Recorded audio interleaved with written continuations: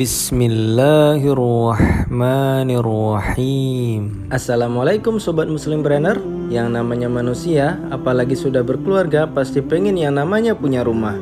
Bagi Anda yang sudah ada penghasilan, biasanya akan tertarik dengan skema pembelian KPR.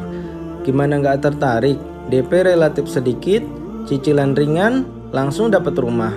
Perkara nyicil 10-15 tahun, itu mah di pikiran nanti aja. Begitulah angan-angan kita. Ya, saya juga tertarik awalnya, apalagi harga rumah yang semakin lama semakin gak terjangkau. Kalau nabung, kapan punya rumahnya? Sementara harga rumah semakin lama semakin naik. Tapi kalau kita teliti lagi, Anda perlu berpikir ribuan kali sebelum mengambil rumah dengan skema KPR. Kenapa? Simak video ini sampai selesai. KPR itu apa sih? KPR adalah kredit pemilikan rumah berupa pinjaman berasal dari lembaga keuangan seperti bank atau leasing. Gampangannya gini, Anda ingin beli rumah tapi nggak punya uang cash. Nah, lembaga keuangan minjemin uang ke Anda supaya bisa membeli rumah. Setelah itu Anda membayar pinjaman tadi tapi dengan bunga sekian persen.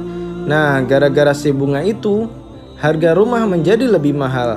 Mari kita simulasikan kredit rumah secara KPR di Bank BTN, bank yang paling banyak menyalurkan KPR ini. Misal harga rumah 300 juta, lama penjaman 180 bulan. Uang yang dihutangkan ke Anda 255 juta, sementara DP 45 juta harus sudah Anda siapkan sendiri. DP tersebut belum termasuk biaya ini itu, yang kalau ditotal mencapai 66 jutaan. Dan angsuran yang Anda bayar adalah 180 bulan kali 2,6 juta sama dengan 468 juta. Jadi hutang 255 juta dibayarnya senilai 468 juta. Ini hampir 2 kali lipat. Ini sih gila banget. Segitu aja ruginya? Enggak. Ketika di tengah jalan Anda ingin melunasi, jangan kaget kalau hutang Anda bukan berkurang setengahnya. Misal setelah Anda menyicil selama 90 bulan, yaitu setengah dari masa cicilan, dan Anda ingin melunasinya, berapa sisa hutang Anda? Kita lihat lagi pada simulasinya.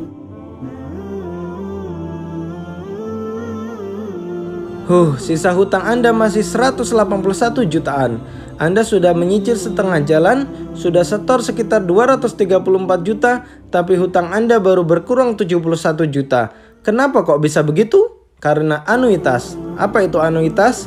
Gampangannya gini, jadi yang Anda cicil di awal-awal itu adalah bunganya. Kita bisa lihat di simulasi tersebut, pada bulan pertama kita setor 2,6 juta yang mana rinciannya pembayarannya adalah pokok sebesar 700.000, sementara sisanya 1,9 juta adalah bunga.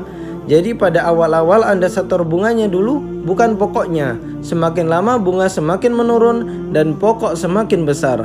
Sehingga nggak heran kalau Anda berhenti di tengah jalan, sisa pokok hutang Anda masih banyak. Karena selama ini yang Anda bayar lebih banyak adalah bunganya, bukan cicilannya.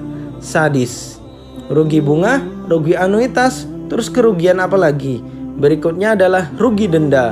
Dalam simulasi tadi digambarkan bahwa Anda akan membayar cicilan 2,6 juta selama 15 tahun atau 180 bulan. Selama itu Anda nggak boleh telat bayar. Kalau telat akan ada denda. Padahal selama 15 tahun itu kita nggak tahu bakal mengalami apa saja. Entah sakit yang membutuhkan uang banyak, entah bangkrut atau dipecat, entah curian, entah lupa, dan lain sebagainya, yang bisa jadi menyebabkan Anda telat membayar, sehingga Anda harus mengeluarkan uang lebih dalam bentuk denda. Dan yang lebih tragis lagi kalau Anda nggak mampu bayar dalam tenggat waktu tertentu, setelah teguran, peringatan SP1, SP2, SP3, rumah Anda akan disita dan dilelang sementara Anda nggak dapat apa-apa. Ngenes.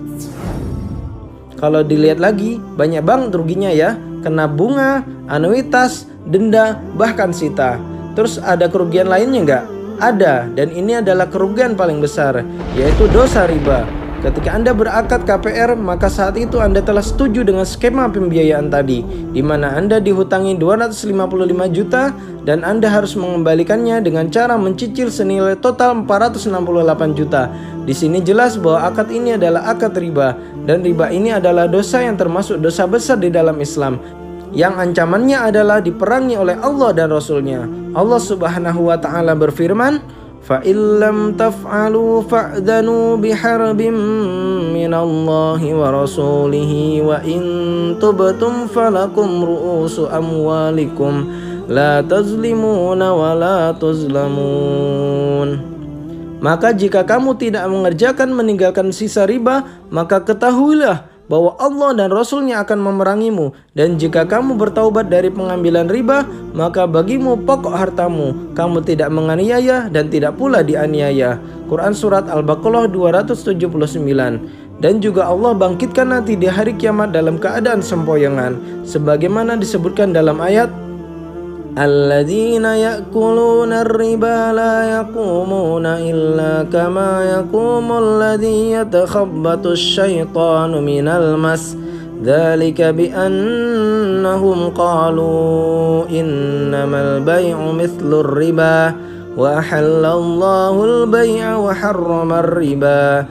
فَمَنْ جَاءَهُ مَوْعِظَةٌ مِّن رَّبِّهِ فَانْتَهَى فَلَهُ مَا سَلَفَ وَأَمْرُهُ إِلَى اللَّهِ وَمَنْ عَادَ فَأُولَٰئِكَ أَصْحَابُ النَّارِ هُمْ فِيهَا خَالِدُونَ.